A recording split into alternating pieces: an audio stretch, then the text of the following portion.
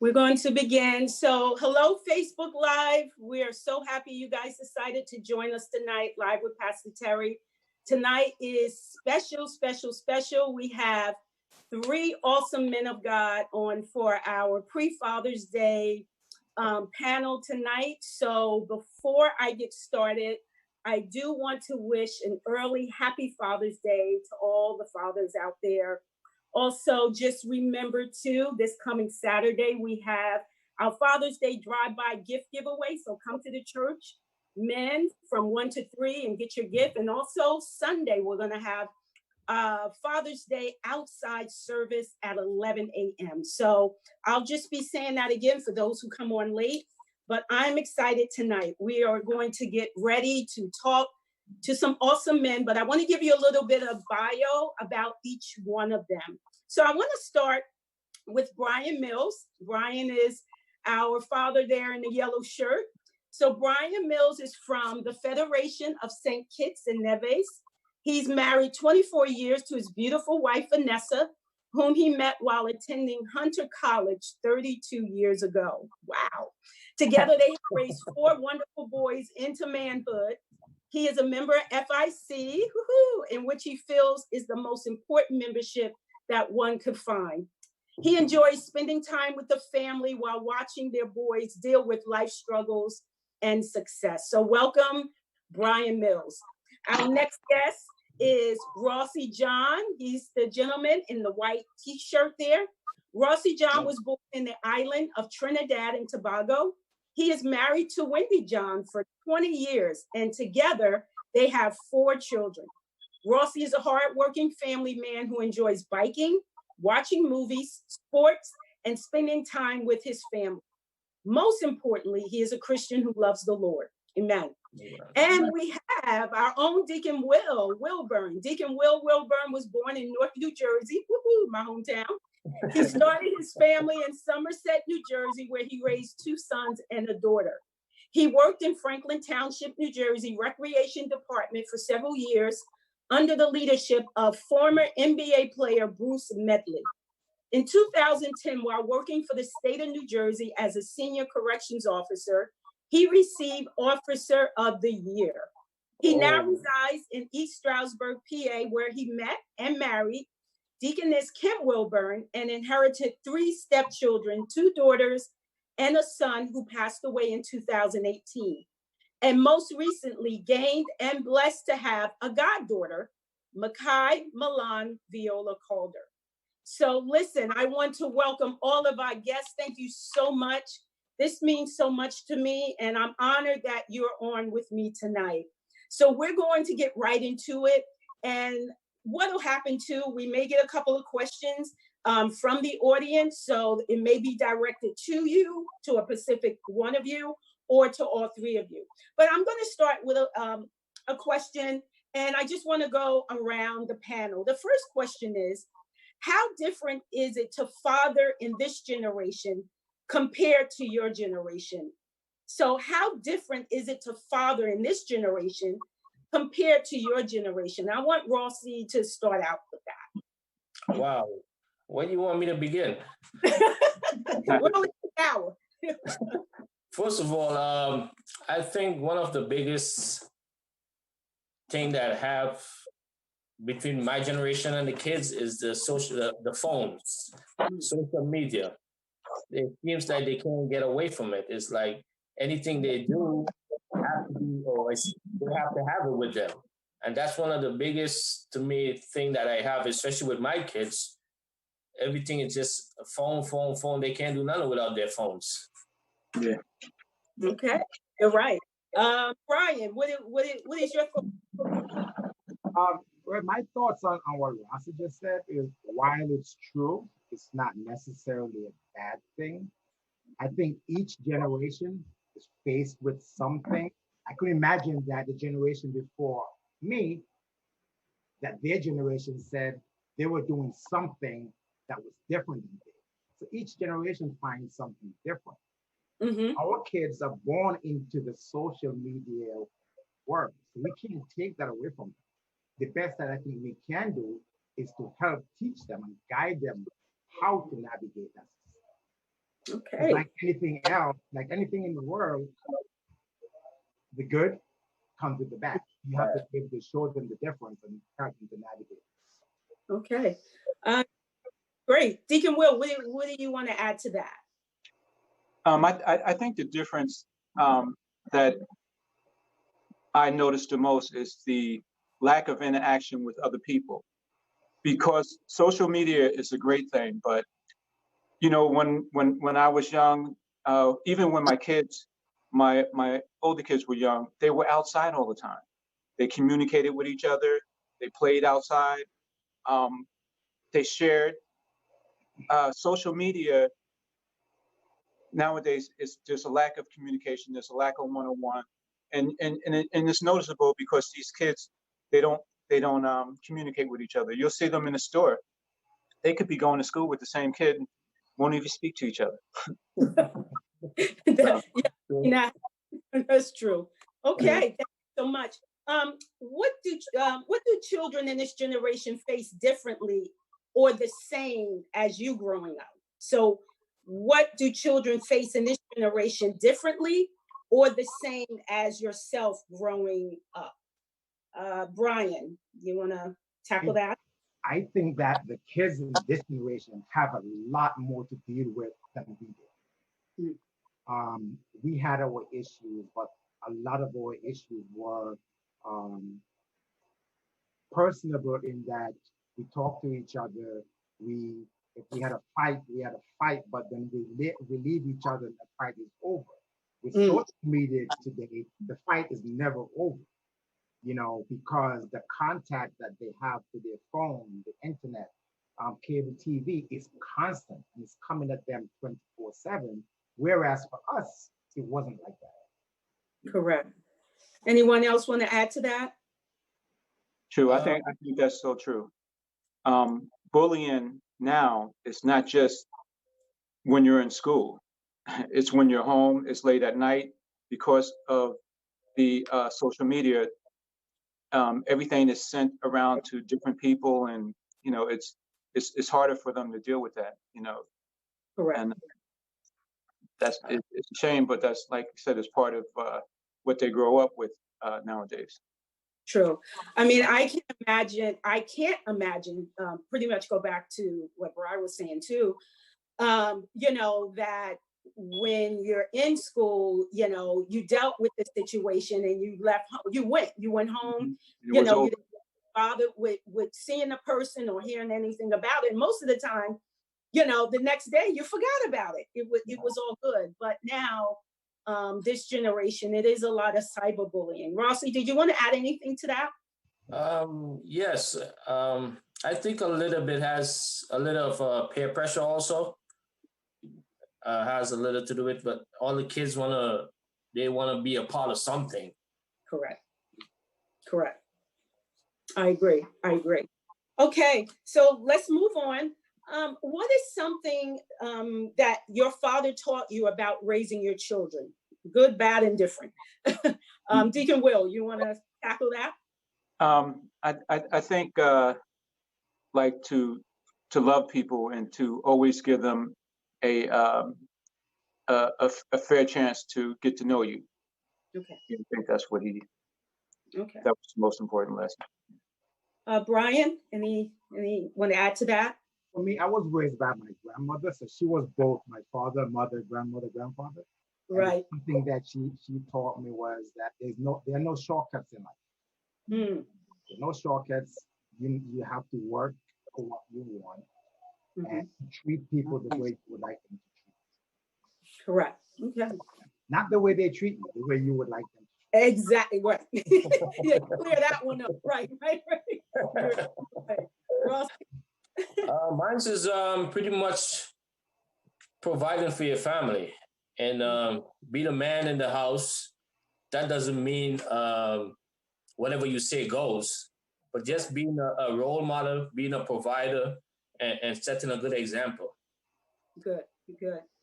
Now I know, except for I think Brian, the rest of you guys have daughters, correct? So I know I'm speaking as a daughter because my dad wasn't around. He really wasn't around. So like you, my mom was mom and dad. So we would at times, but at usually they say that a girl's dad is her first boyfriend. So you try to get to understand that. Hi, Ron. How are you? He's connecting. So, but I was just saying that usually they say girls are their fathers or their first boyfriends. So, you're usually taught how to be treated in that sense. So I think it's very important, that role model in the home. And we have one coming on now, Ron Johnson. So I just want to introduce everyone to him. Ron, can you hear me? Yeah, I can hear you. Can you hear me? Ron. It's Pastor Terry. So good to hear from you. What I want to do is introduce Ron to everybody on the panel. Ron, we have WILBURN, we have Rossi John, and we have Brian Mills. And if I may, Ron, I would like to just give the audience a little bit of your bio, okay? Thank you so much for joining us. I know your schedule is crazy. So let me just give everybody a little bit of information on Ron. Ron is a former NFL player, and he is. Let me just find your bio again, Ron. I think I lost it, so give me a minute, real quick. Here we are. Ron Johnson is a former football player and wide receiver. He was drafted by the Baltimore Ravens in the 4th round of the 2002 NFL Draft. Currently a sports analyst on Fox 9 and Intermedia KFAN Radio. Also married to Shani Johnson. I hope I'm saying her name right. Shani. Shani, okay. They have 2 beautiful daughters, Cameron and Quinn Johnson. Now, some of you, like myself, may have seen his daughter and him on TV. His 9-year-old daughter, Cameron, along with her friends, raised over $30,000 to help rebuild businesses due to the riots in Minneapolis. It's called the Cameron and Friends Bracelet Bunch. So thank you so much, Ron, for joining us. And we are getting started. So I just want to continue the questions as we go forth. And we're talking about, the importance of dads in the home, the importance of your lives and in the lives of children and those who may not be your children, who are yours. So we're going to continue the questions. And Ron, I want to ask you this question because I asked the other 3 gentlemen, how different is it to father in this generation compared to your generation? I don't, honestly, I think the biggest difference is just social media. I think that's it. I think at the end of the day, I think we're putting a little bit too much emphasis on actual differences. I don't think there's actual differences in being a parent. At the end of the day, we all had kids. That's what the whole purpose was of procreation. When that person comes out, it's your job to take care of them, whatever that looks like. But I think social media has changed it a little bit because you have to be a little bit more proactive in some of the conversations you have earlier. You have to be a little bit more on purpose about some of the things that they're learning and watching. Because if they have iPads, if they are watching TV, it's just different. My Saturdays used to contain Saturday morning cartoons, and in sports, they don't really do Saturday morning cartoons anymore. Now it's let's jump on Netflix. I'll have breakfast and then we'll go outside and play. So you have to pay attention to what's on Netflix and what your kids are watching. So I think that's the biggest difference. But at the end of the day, I think for a parent, it's still, you should be extremely hands-on with your child's development. And I think that they want that. They want to be around you. They want to, sit under you. They want to hear what you have to say because they're sponges, and everything you drop, they're going to soak it up. And I think that's what it's always been like. I know my father and my mom, I loved listening to the stories they had to tell about when they were growing up or whatever was going on. And I think it's the same thing now. Kids just want to listen and hear, and right. They want to, they're going to pick and choose what they take, but they want to hear everything you have to say. True. True. And a lot of times it's, not so much what we say is what we do. They're looking at, you said this, but you're doing this. So you're absolutely right. I want to go to another question. As a father, do you lecture or listen more? Rossi, do you lecture or listen more? And we gotta be honest. I think I lecture more than I listen. Okay. All right. Brian, what do you think? I have progress in with my first son. I lectured, I taught, but as each one came, I think through experience, I learned to listen more. Now I'm too tired to talk. I just listen. Right. But listening is not all bad, because a lot of times they want to ask you stuff, but sometimes they don't know how to answer it. Right. I can constantly giving information. Sometimes you can pick out what it is that they're trying to tell you. Okay. Sometimes it's a question, sometimes it's information they're trying to give. Right. Will, you're more lecturer or listener? Well, I'm sort of like Brian. I used to be the lecturer because that's how I was raised. You listen and you didn't have a chance to talk back. But then as you move forward and you go through the next child and the next child, then you learn that it's important to listen to what they have to say and not just lecture to them. Correct. You're right. You're right. Our generation, it was children were seen and not heard. Yeah. So you just listen and you listen and you listen until you became an adult, and then you had somewhat of a voice. So, so I understand that generation, it definitely is different. Let's just move on a little. Now, questions are going to come in from the audience, and it may be to specific people. Here's a question. As a father, what is the most important thing you can impart on your kids or our kids in this current civil climate? Anyone want to take that on? Can you repeat it again? Sure. As a father, what is the most important thing that you can impart on your kids or any child with this current civil climate of what we're going through right now? Civil unrest, everything that's been happening in the news. What's the most important thing you can impart on the children? Train up a child in the way that they should go. We have to teach them about the Lord and His love and His sacrifice for us, and try to get them to understand that the Word of God will lead you in the direction that you need to go. It's a hard thing to get them to understand that, seek God first, especially with the world pulling from other directions, but just try to train them up in the Word, and it will grab them. Okay. Ron, how would you like to answer that? Yeah, I would say, I think Will made a good point there. What I look at as, I'm raising two African-American, two Black daughters in today's society. And so for me, I want them to understand that life isn't fair. There's things that happen that aren't going to be fair. There's opportunities that you may not get that aren't going to be fair. There's certain ways you might be treated that might not be fair. But the one thing you can control is how you react, the amount of empathy you pass on to others that they may not pass on to you, and that you're going to be a good person regardless of the situation you're put in. And so I just look at the situations I've been in, the opportunities I could have completely went off on a cop or whatever it might be. And I was able to just, deal with it. You do your thing, I'm going to do mine. And I'm going to make sure I come out of this with a cool head, and especially, and I know I'm probably a lot younger than these other fathers, social media, being on Twitter and Instagram or whatever, having 20,000+ followers and having, random people you don't know comment to you, and, I'm preparing them for that world as they, when they're getting high school and start to deal with social media.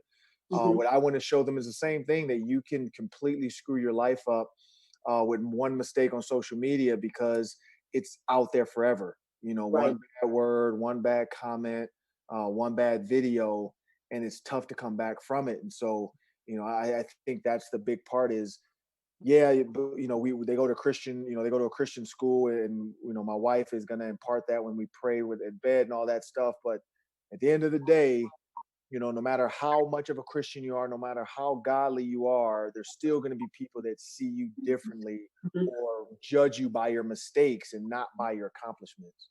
Correct. That's right. And Brian, you have 4 boys.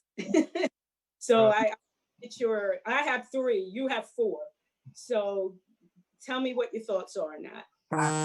Right, I have, and I call them 4 seasons because as much as they are alike, they're so different.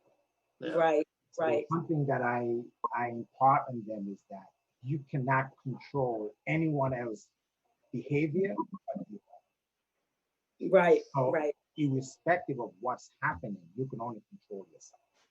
Correct, And correct. again, hard work pays off. And like Ron just said, there are a lot of things that's going to happen to you in life that's not going to be fair. And life is not about being fair. Life is about making the best of an opportunity. When Correct. just be ready, because you never know who's watching and when they're watching. Correct.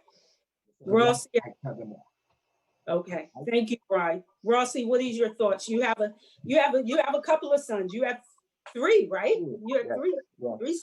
Yeah. Well, I try to, as I say, not just live it, but set it by example also. I know sometimes you may think they're not watching you, but they are watching you. And I try to do what's right. I may not do everything right, but I try to set a good example. Like sometimes I would be driving and the cop pull me over for speeding. The minute he pulls me over, I already took my wallet out. My hands is on the steering. I know what he's coming for. So I said, I don't want give them no reason or anything to call them. Right. It's not that I'm doing nothing wrong. It's just trying to make it clear as possible. Correct. So I'm trying to live by example, and I know they're watching me. So as I said, I don't do everything perfect, but I know for the most part, I'm setting a good example. Good. I and the 3 of you guys know except Ron, but my husband passed away in 2016. We have 3 sons, and I just thank God that he was able to be a part of their upbringing. So one is 33, 22, and 19. And still these conversations are still so hard to have with them. And you know, we discuss them, we talk. I say, if I'm not giving you enough information, he has a wealth of men that they can go to and talk to about these things. So the conversation has to happen. And you know, as a mom, you know, my first instinct is nurture, is to, you know, protect. But it's a real world, and they are African American men, and they have to know how to handle a certain situation. So thank you for that insight. So we're going to move on. Now, since we all been, oh, I'm sorry, Will, you want to say something? No, that was the. Okay. So as we know, many of us have been shelter in place for 2.5 months. The one question is, do you think it's beneficial, and what are the benefits of eating together as a family? Now, that may have happened a little bit more now that we're home. Have you seen a difference in that, a change in that, or you've always been doing it? Rossi, have you guys always had, like, not every night, but say Right. Correct. Like we try to do it like every Sunday, like when everyone is at home. But for the most part, yes, I have seen a change in it. It's a bit difficult to have them settle down, but we get a chance to deal with one-on-one conversation. Like we have a topic we'll talk on while having dinner or breakfast, whatever it is. So yes, there is some benefit towards that as far as sitting together as a family. And I think it is important. We all should be at some point in time, whether it be in a restaurant or in your home, go out as family and have dinner or lunch together. Okay. Ron, is that a practice you guys do all the time, some of the time, as much as you can? Sorry, I missed the question. Say it again. The question is, since we have been at shelter in place at home for, you know, weeks, How important has the family meal been, eating together as a family? Well, honestly, we had been doing it when we do it anyway. You know, I grew up before my parents got divorced where we did eat dinner at the table. You weren't allowed to eat upstairs in your room. Probably not until I was like 18. I think is when my mom started letting me eat in my room with TV. And so just old school values. My grandmother, grandfather from one from Ohio, one from West Virginia. So just good old school, like, nope, you're eating at the table. You're not going to have TV at dinner. And so my wife really values that time. And for the simple fact of she went through breast cancer and chemo about a year or almost 2 years ago. And so in that process, I know she missed out on a lot of just sitting down, having dinner with us. And so I know that had already been ingrained in us just because we didn't know when the last time together would be. So no, it was not. It was nothing different for us. We always had dinner as a group when we can. With my job too during football season, being out nights doing football shows or whatever it might be, we try to do as many dinners together as we can because when football season starts, I'm not really here. Like, you know, Sunday night football games. If we have a Saturday night Gophers game, you know, then I do a Thursday night show for the Vikings. I do a Wednesday night show on TV as well. So just knowing that might, you know, we don't have that many opportunities. We actually do sit down and have dinner. But we do the, you know, dinner in front of the TV as a group. We'll do that. But no, our daughters know they need to sit at the table. They're 9 and 5 as well, so they don't, you know, there's no pushback or, you know, they actually enjoy, you know, when that happens. And they, you know, I always stop working to make sure I eat dinner, then I go back to work if I know I have a lot of work to do. So I know it's just something for them to remember because I want them to have those memories when they're, you know, moms later in life and they remember what dad did, and you know, so we're just creating you know, memories with them because it's a chance for them to tell us what they did for the day and what was good. My wife always asks them what was good about your day, what was bad about your day. And listen to them and they can tell us whether it's, you know, my friend did something I didn't like or whatever it might be. It's always good for us to ask them because then that's an opportunity to just kind of talk to them and say, oh, okay, well, if that happened, this is what you can do next, you know, and so on and so forth. Yeah, I know growing up also, we weren't allowed to, you know, when you're younger, like you said, Roger said, there's no pushback. As they get older, you know, they're kind of sitting at the table and they're kind of not, you know, but, you know, as much as possible, it is where you can their brain and when they can feel they can discuss things that'll stay at home, that'll stay in the house.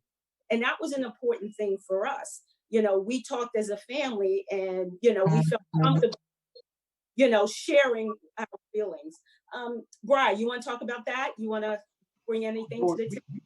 Because of the commute and everything, we didn't do it as much. When they were younger, we did a lot.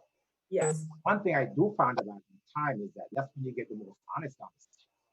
Because food kind of serve as a sidetrack, so you can really have a conversation. You're eating, and they don't realize that they're really being honest with you. Right. Those conversations, yes, I value those. Okay. Well, young is 18, going on 28 now, so. Right. You're right. This question came in from someone who's viewing us. Have any of your children experienced racism prior to the unrest now? Have any one of your children ever experienced racism prior to the unrest now? Anyone want to take that on? Yes, mine has. I know one night there were all four of the boys were together and they were driving home and they got pulled over. They don't know why they got pulled over. They were asked to get out of the car, sit on the side of the street while cops went and searched the car and everything else. And I think, thank God that because I taught them how to react in those types of situations, they kept calm and they were able to come home and tell us what happened. Okay, thank God. Anyone else? Yeah, my son. I was still living in Jersey in Middlesex when this happened, and I was still working. So it was like, thank God that I was still on the job.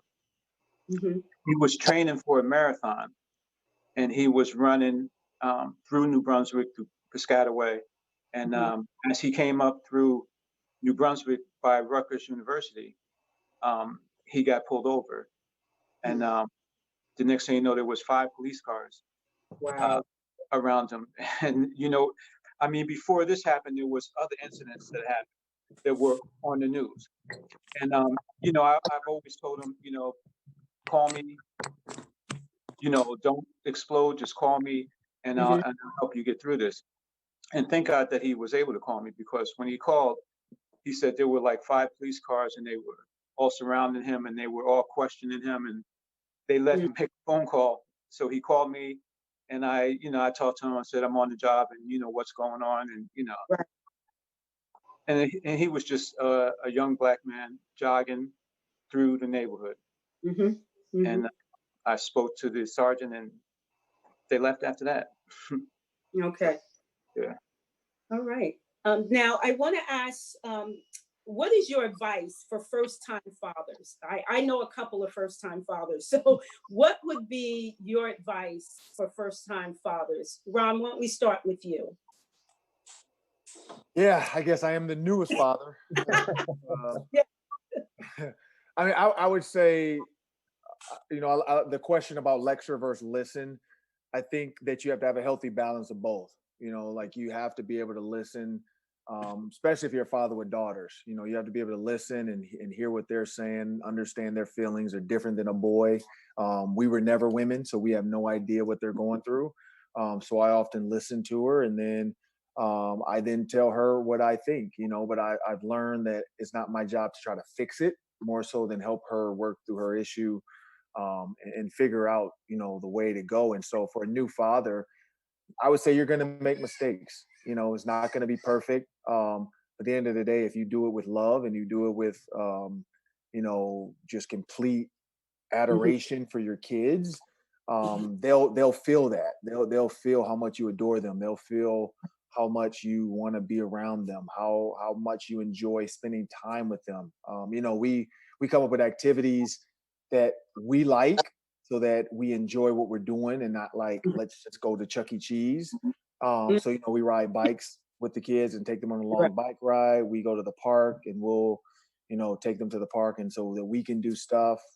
You know, we're just always making sure that when we're doing stuff together, it's fun for everybody, because they can tell when you're not paying attention to them or when you're checked out. And so that's what I would say for first time dads is just you're going to make mistakes, but just be willing to admit you made a mistake. You're not always right, and then listen. You know, oftentimes kids have a lot to say, and we think they don't know what they're talking about, when in actuality, they have no bias of what they're saying. Our thoughts and our lectures and our lessons are built off biases from our past.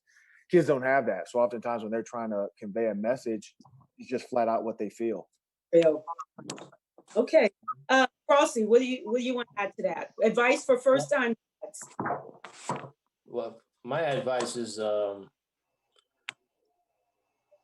it's hard for me as I'm growing up in old school, whatever I say goes. But being a father in this generation, you got to be able to listen to your kids and take the minute to listen to them. They might be saying something that you don't like, or they might be doing something that you don't like. But you got to listen to what they're saying. Otherwise, they will go somewhere else, and you don't want them going somewhere else. That's true. Take the time and listen to them, because they need you as a father. They love your opinion, what you say to them. You may not think so, but as a father, they love or want to hear what you have to say as your father, as their father. That's true. Will, what's your advice for first time dads? Okay, he didn't unmute himself. I think he's on mute still. He's on mute. I'm sorry about that. That's okay. What's your advice for first time dads?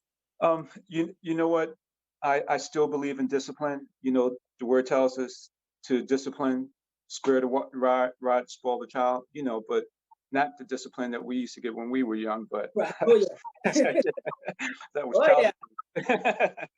But you know, make sure you discipline, because they need that and they look for it. When I was working with the recreation department, there were so many young kids that, you know, it's like they took my advice because they wanted to know. You know, they were looking for the discipline. Hey, stop doing that. Listen, sit down, let me talk to you. You know, and kids need that, and they will always need it. You know, so don't be afraid of discipline, and don't try to be their friend. Correct. That's true. I used to tell my boys, I'm your mom, not your friend.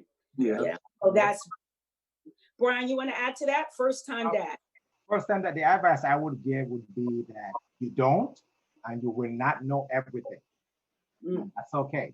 Just do your best. Okay. So we have the questions are pouring in, so bear with me. So this is for Ron and Rossi. It says, are you concerned in what is being taught in our schools to help prepare our kids for situations like this, especially for what's going on now? Or should that be taught mostly in the home? I can repeat that. Are you concerned about what's being taught in our schools to help prepare our children for situations like what's going on now? Or should that mainly be taught in the home? So I'll start with Ron and then Rossi. Yeah, no, I'm not concerned. I think that schools need to have these conversations. I'm in the process of creating something around that about uncomfortable conversations so that we can go into high schools with a group of Black men who grew up in inner cities, but now, hold really nice jobs within the school systems. I would be the moderator, and then we'd have administration from that actual school where we're at, which are white. We want white guys to be on the stage with us. And so we were prepared ahead of time, but we want to have like maybe 6 guys having an uncomfortable kind of group conversation setting, like, a bunch of men sitting out, on a deck and just talking, or sitting in somebody's living room with your friends. And that's what it wanted to feel like. But we wanted to be comfortable so that they ask these questions. And I think schools need to do that because we sent out a tweet a while ago that said, when was the first time you had a conversation? If you're white, when was the first time you had a conversation with an African-American man or a Black man or whatever, person of color?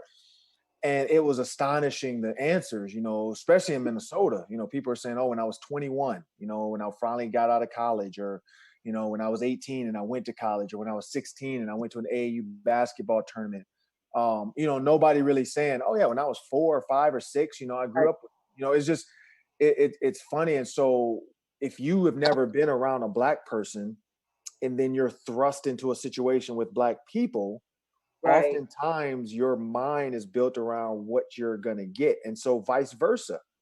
I would say, me being a Detroit native, I had never really, I had 2 white kids in my school, but they weren't in my class setting. So I didn't really talk to them as much, except for one guy, Paul. He was the one guy in my class, and I talked to him, but that was it. Like, there wasn't a ton unless we were playing football or basketball and we play against them. And so I definitely think parents need to have these conversations, but I think the school needs to be a little bit more proactive of creating situations like that, where they're, getting Black kids to understand this is what it's like. Here's, and having these kids interact. And so teachers can do a good job of that, because I think we forget sometimes. And so because of that, like if it is a white school, they don't talk about slavery, If it is a Black school, oftentimes they don't talk about certain things, like I think history, they try to say Black history.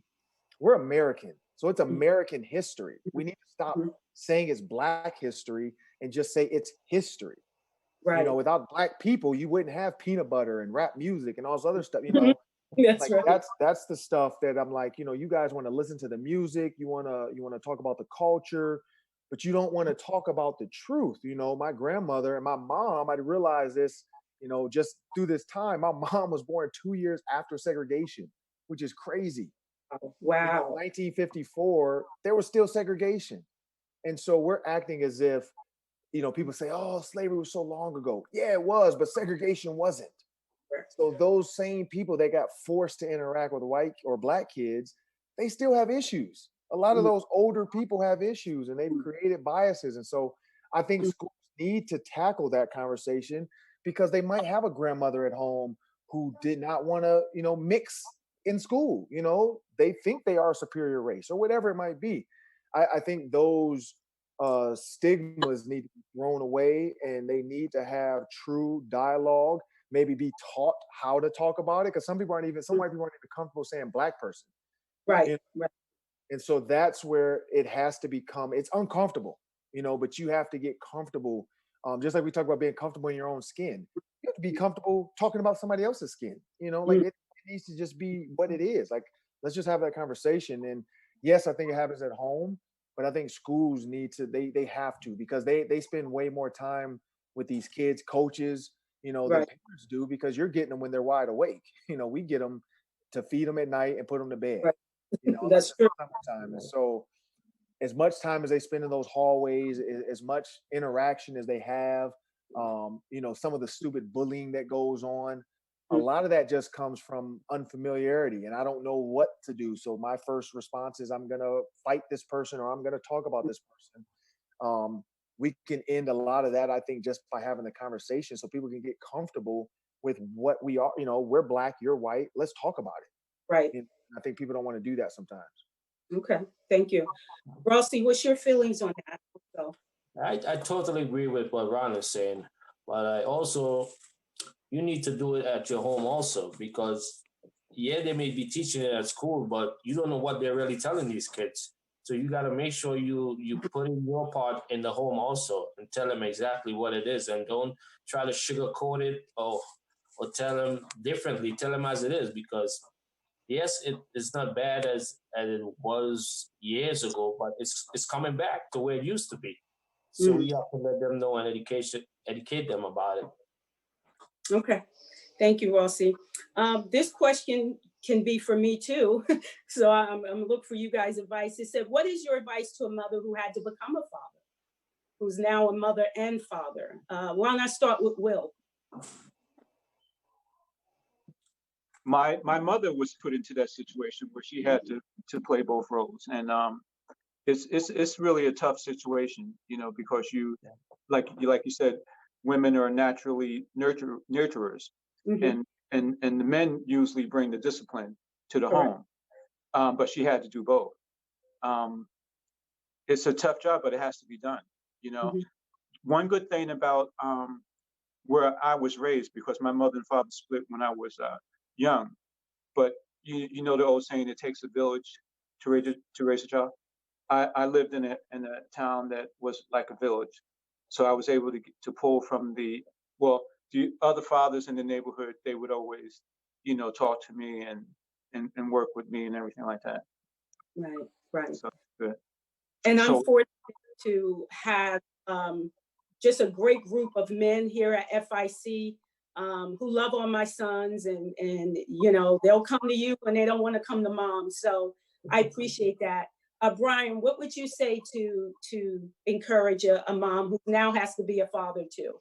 Because you said you were raised by your grandmom, right? Yes. I was, I believe, 14, 15 before I lived in a house with a male voice. So what I learned from that was she was nurturing, but she was a disciplinarian when she had to. She can be soft, but when she had to be tough, she had to be tough. But she was teaching me that, you know, there's two sides to the coin. Correct. You can play both. Okay. Ron? Yeah. So the one thing I will say is words are extremely powerful, and I think you know that. I would say to a single mother, don't ever think you're a father. Don't try to be a father. Don't even mix those words. I think we need to keep men and women separate. And the reason I say that is because there's certain things a mother will never be able to give her son, but in trying to, she forgets to just be the mother.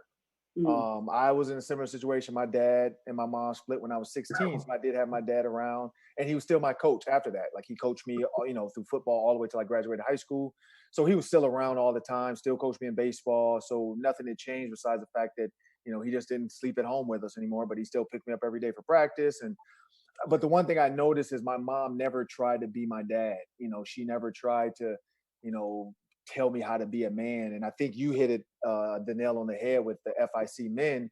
It takes other men, you know, oftentimes, or single mother, they need to put their son in different maybe groups of men, or find an uncle who's willing to take them out to lunch, or find a guy, you know, that's maybe a little bit older or younger than you, but hey, do you want to come pick them up and take them to eat on a Sunday or Saturday? Right. That's the things that become invaluable lessons. And like you said, there's things they don't want to talk about with mom. You know, Yeah. they want a man around or want to have that conversation. And so I say that, and I say the same thing for dads that are single dads. Don't ever try to be mom. You know, there's no need to try to be something you're not. You know, use your mother or use other women to raise your daughters and help you. But trying to be a mom can be an extremely tough thing for a man, and trying to be a dad can often make you feel like you failed, versus realizing you're a good mom. That's all you're called to be. That's all God wants you to be. He doesn't want you to be dad. If he did, he would have made you a man. And so I think that's where we need to not, I think pride, I guess I'll say, you know, a lot of women are very prideful, and they feel like, you know, I can do it all by myself. You know, I don't need a man. I don't need this.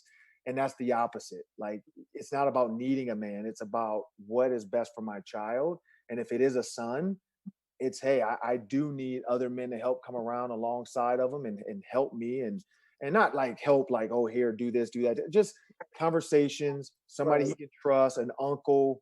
For me, it became my Uncle Walt. You know, even when my parents were divorced, I mean, my dad was there, but I still use my Uncle Walt, where I can have conversations with him. He helped move me into college when I went to college.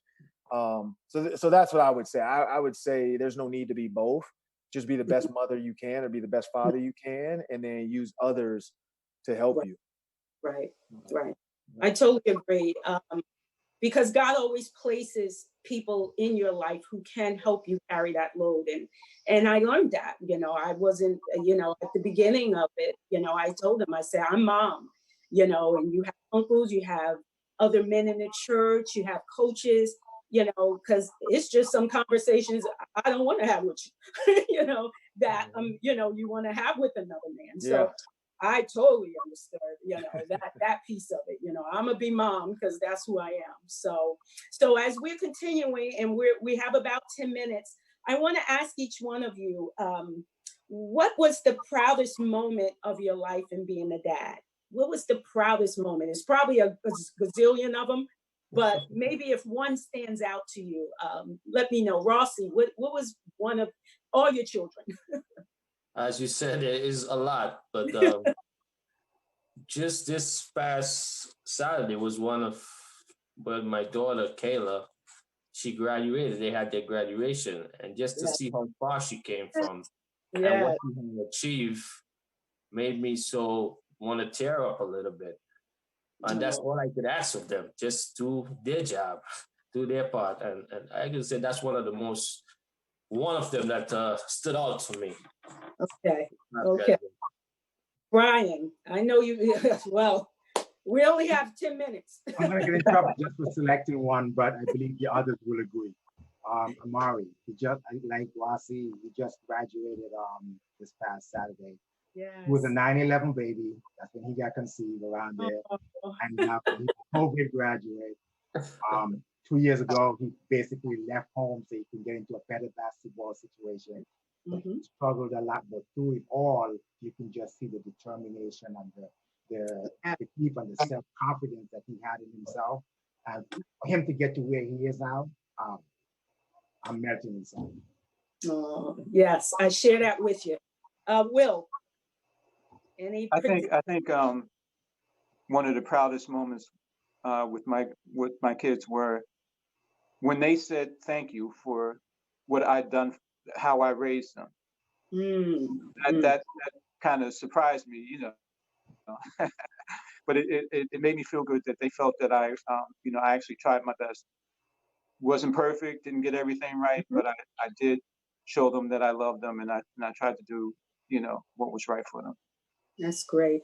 Ron, I don't know if he can. Your take. What is one of your proudest moments in being a dad? And I'm sure it's a lot of them.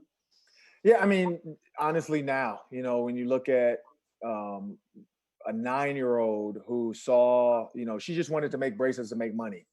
And my wife told her, you should give the proceeds away to help the people in Minneapolis with the riots and everything. And also just, bring awareness to justice for George Floyd and his murder. And so at no point did she bat an eye and say, man, I really wanted to make money. And, I wish I could have had it. I would have been mad. Like me and my mom would still be arguing.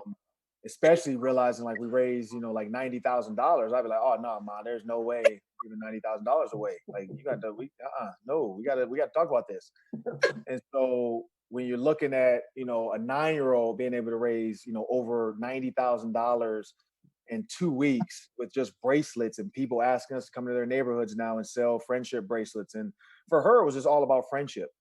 She wanted to be around her friends, and it was just her opportunity to do it. We didn't know it would be this, but, ended up on Good Morning America with Robin Roberts, and, having the Today Show call us, and, CNN just did an article and a story, and NBC Nightly News with Lester Holt, and Kelly Clarkson wants to do a show, and the Today Show reached out, and, it's just, group after group after group, just wanting to be on, get her on TV, talk about her, what she's been doing, people asking, how can we help? She made us do things that we hadn't done since I played football. Like we just set up a nonprofit. Like we're in the process. Actually, I was in the process before this call of like setting up our nonprofit to make sure the funds are going into a 501c3, so that those funds, everybody knows those funds cannot be used for personal use. They are going to go to the people in Minneapolis. They're going to go to some charities, the Chamber of Commerce, to help rebuild these buildings.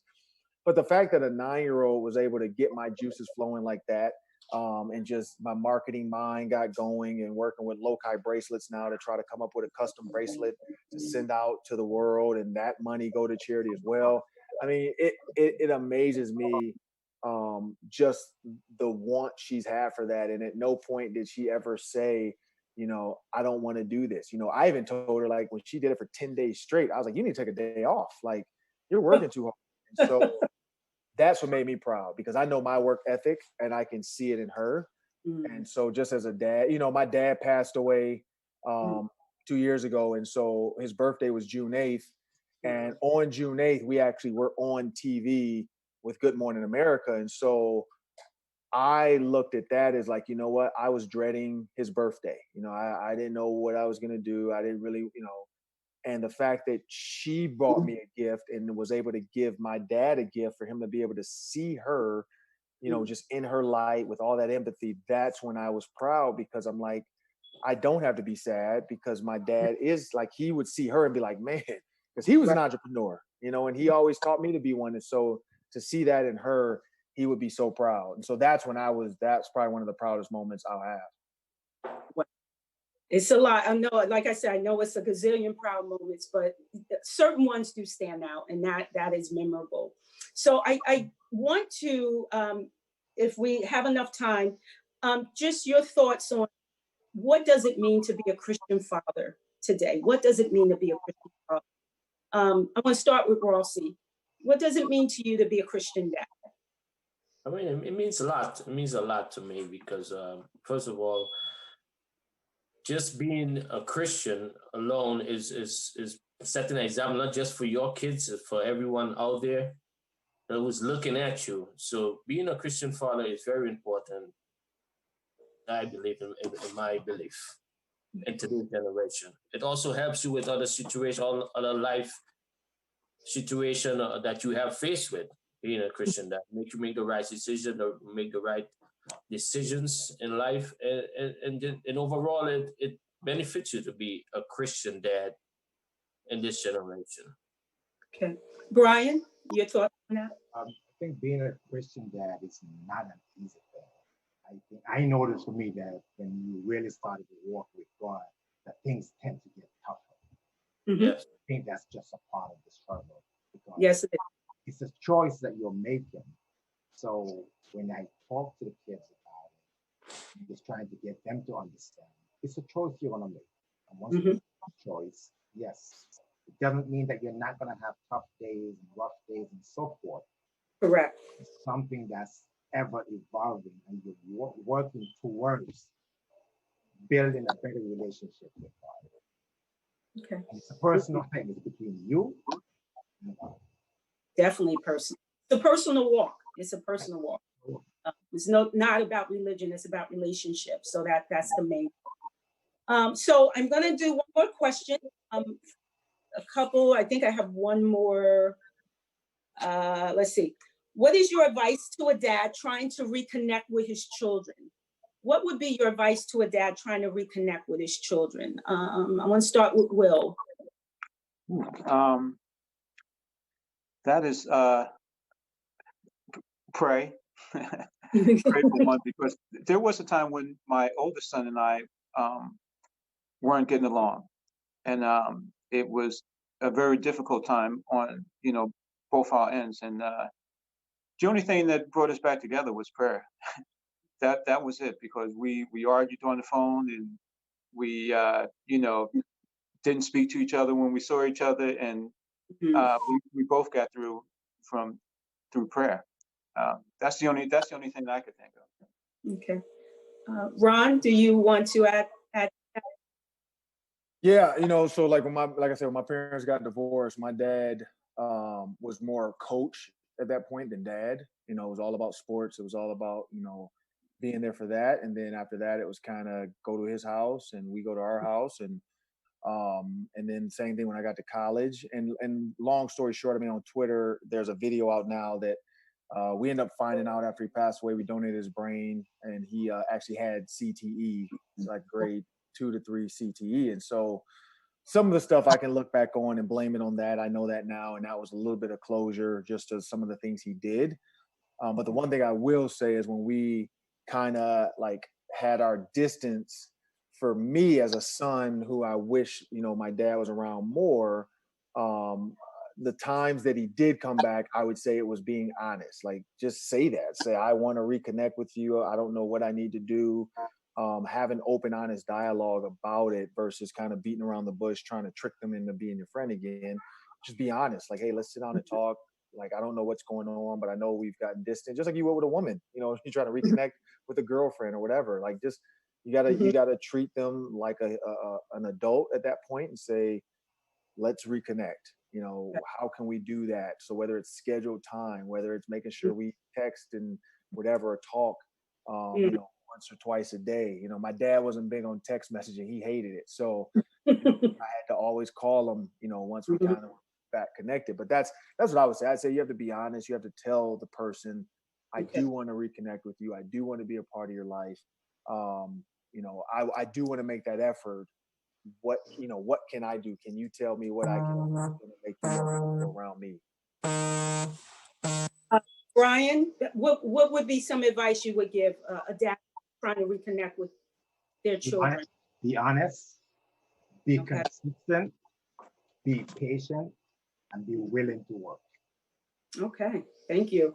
And Rossi, what would be your advice in that? Just to piggyback on what Brian just said, you have to have a lot of patience. It's not going to happen just overnight. You just got to stick with it and be true to one another. As men, we tend to put up a wall or have this macho-ness about us.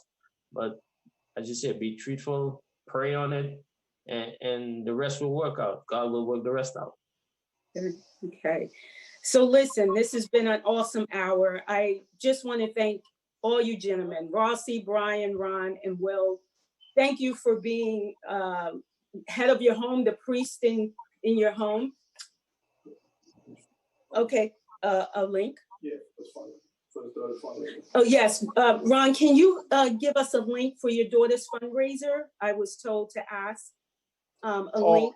Yeah, so there's a GoFundMe out there, so it's Cameron and Friends bracelets. But the quickest way when people are like asking, how can they, if they want to get a bracelet or whatever, they can Venmo Ron John Jr. 3. So that's RONJOHN JR 3.